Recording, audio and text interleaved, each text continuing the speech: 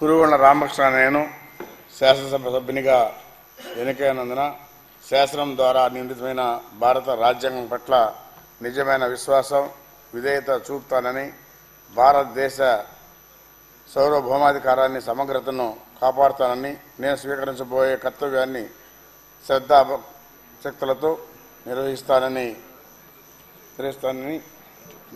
దైవ సాక్షిగా ప్రమాణం చేస్తున్నాను. కురుగొండ రామకృష్ణ అనే నేను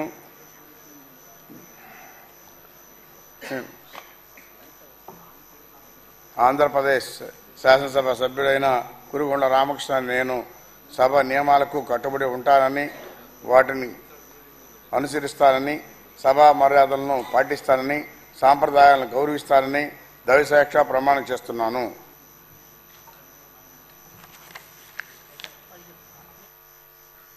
శ్రీ రామకృష్ణారెడ్డి నల్లమిల్లి.